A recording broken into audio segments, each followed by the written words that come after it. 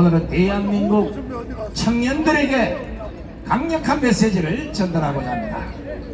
제가 저번 주에 말씀드렸듯이 이제는 한 달에 한 번 정도는 기자회견에서 시국 진단이나 정치와 관련한 아주 옆구리를 치는 듯한 이런 센 칼럼들을 여러분에게 한 번씩 보여드리기 때문에 오늘이 그날이 됐습니다. 자, 그럼 지금부터 2024년 10월 10일 전국 안보시민단체 총연합 기자회견을 시작하겠습니다. 오늘 시국 칼럼은 대한민국 청년들의 보험, 이렇게 적겠습니다. 사랑하는 대한민국의 청년들이여, 언제가 될지 모르겠지만 지금부터 전국 안보시민단체 총연합이 전해주는 이 메시지의 귀를 기울여 주시기 바랍니다. 아직 이 세상이 어떻게 돌아가는지 잘 모르겠다면 하나님이 주신 지혜로 세상을 바라보시고 앞으로 우리 청년들이 수십 년을 살아가야 할 대한민국이 얼마나 아파하는지, 얼마나 망가지고 얼마나 거짓으로 정찰되고 있는지, 무엇이 잘못되어 가고 있고 누가 이 나라를 망가뜨리고 있는지, 어떤 세력이 나라를 파탄내고 어떤 세력이 나라를 흥하게 하는지, 2024년 대한민국 최고의 애물단지가 무엇인지, 국민을 가장 고통스럽게 하는 인간들이 누구인지 반드시 알아야 합니다. 전국안보시민단체 총연합은 불운한 역사가 반복되는 것을 막고자 하는 심정으로 오늘 이 메시지를 대한민국 청년들에게 보내고 있음을 밝힙니다. 아픈 역사지만 잠깐만 돌아보겠습니다. 이 나라의 옛날 역사는 아픈 그 자체였습니다. 수많은 외침과 전쟁을 겪은 유일무이한 나라 중에 한 나라입니다. 꼭 알아야 할 것은 어떤 경우라도 난리가 나면 가장 큰 피해를 보는 것은 여성들이라는 사실입니다. 1636년 명자호란 때 인조의 삼전도 항복 후에 조선의 여인들은 청나라 놈들에게 60여만 명이 포로로 잡혀갔고 일제식민지 35년 동안 싫든 좋든 이 땅에 순진무구한 처녀들 20여만 명이 성적노예가 됐습니다. 이것은 지금도 전쟁이 일어나는 국가에서 다반사로 벌어지고 있는 일입니다.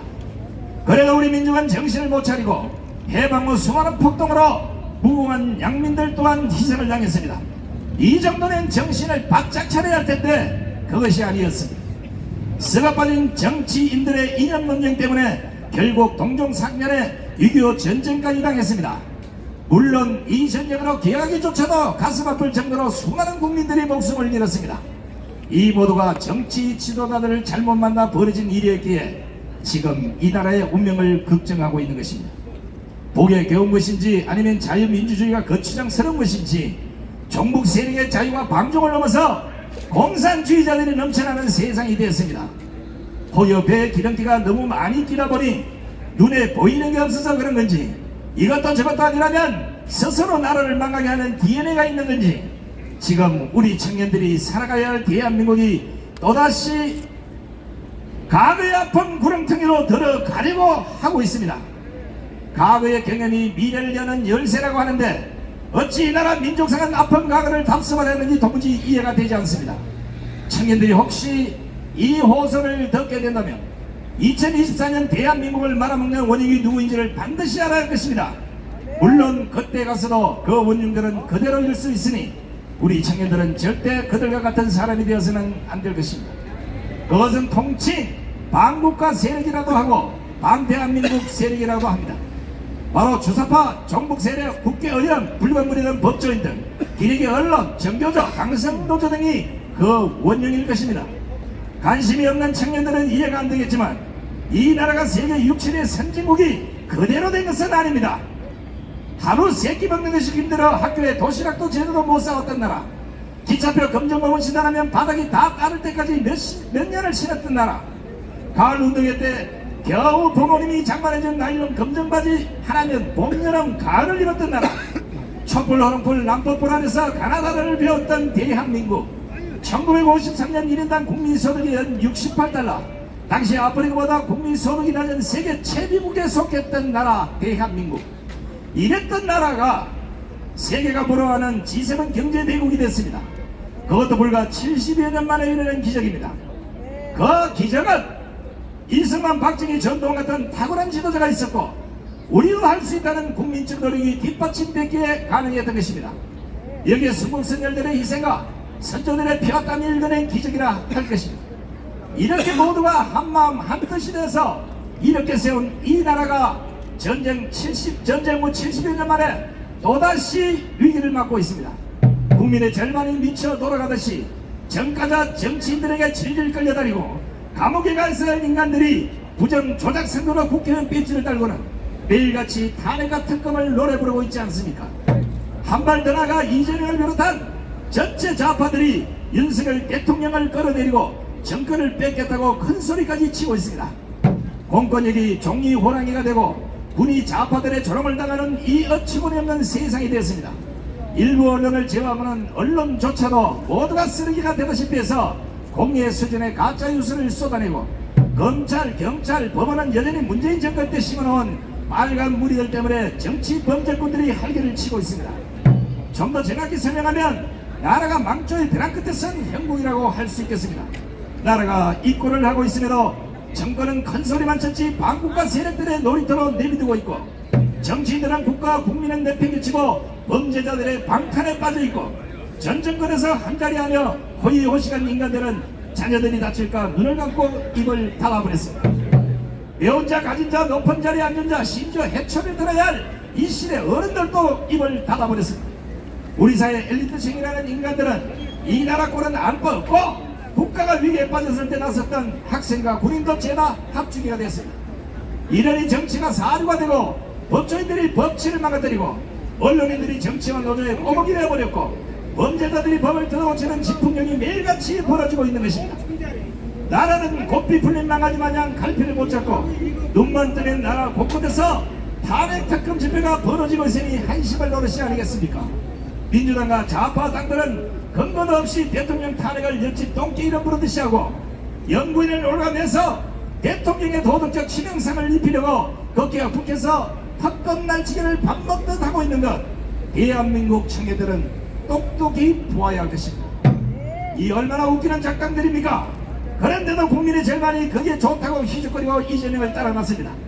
그 나라 정치 수준이 그 나라 국민 수준이라고 하지만 지금 대한민국은 집단 좌파 체면에 걸린 게 아니라 신종 치매에 걸린 것 같습니다.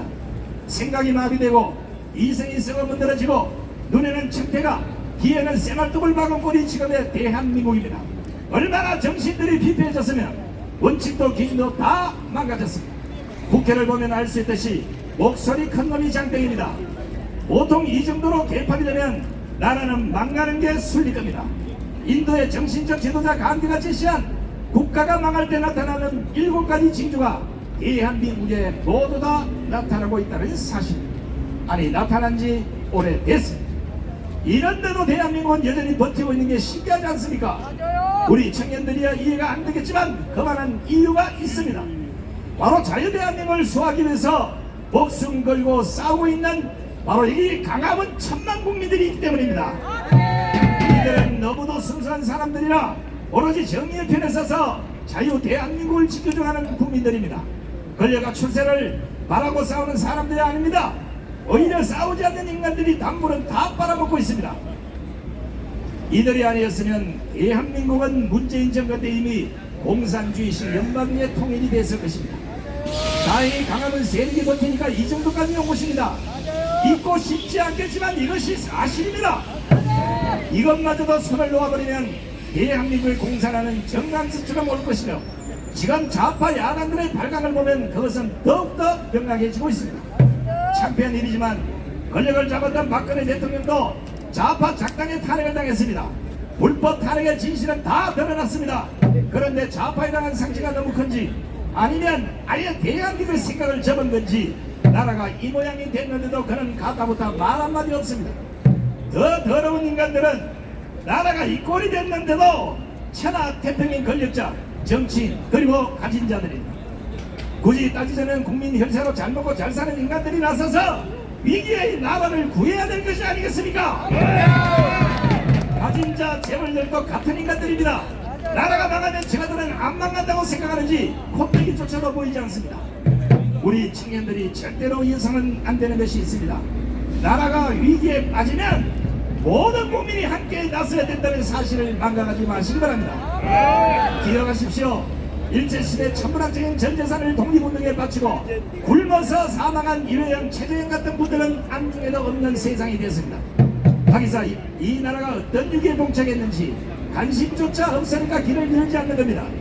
그러나 알아야 할 것이 있습니다. 좌파 대통령 김대중 노무현에 이어서 문재인까지 북한이 좋아하는 연방제에 이미 사인을 해버렸다는 사실입니다. 이것은 민주당 정강정책 통일론의 버릇이 기록이 되어 있습니다. 문제는 이재명 역시도 연방제 통일을 신앙처럼 신봉하고 있다는 사실입니다.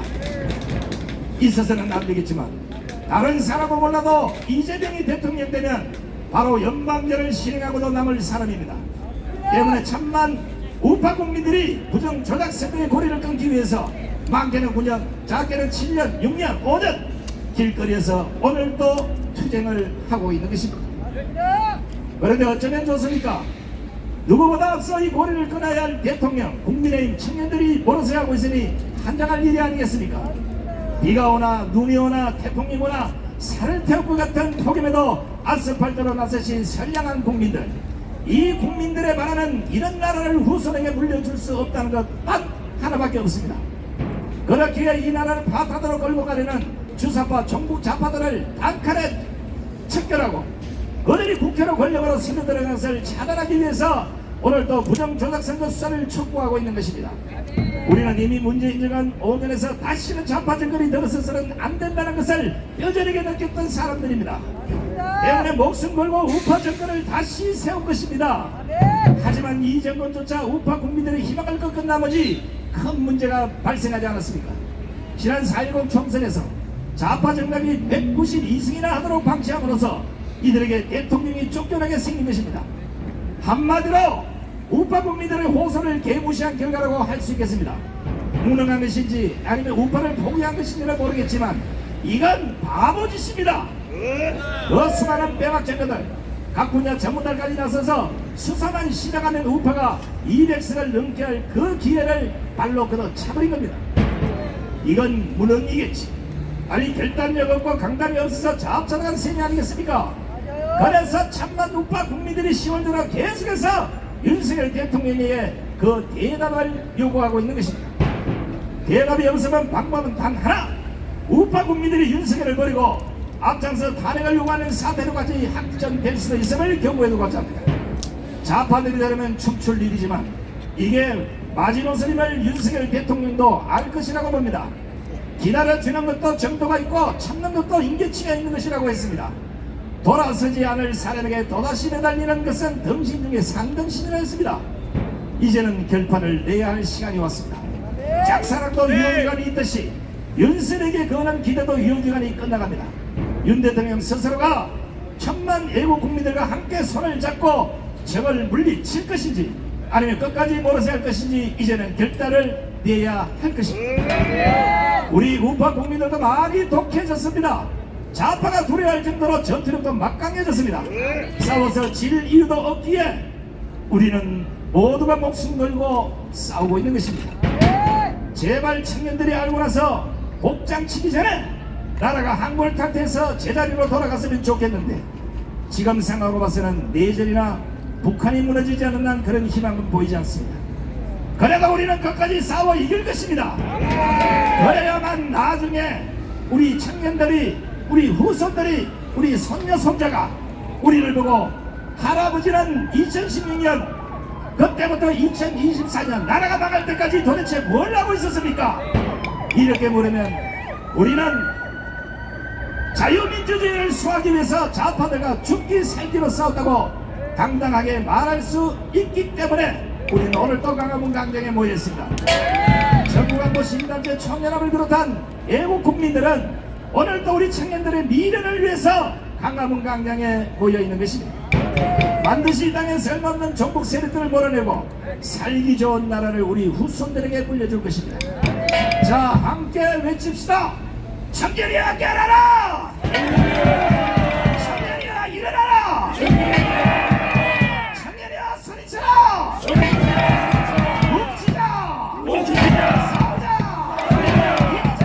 이기자! 2024년 10월 10일 전국안보 시민단체 총연합 일동 차렷 애국 국민들께 되어 결례 충성!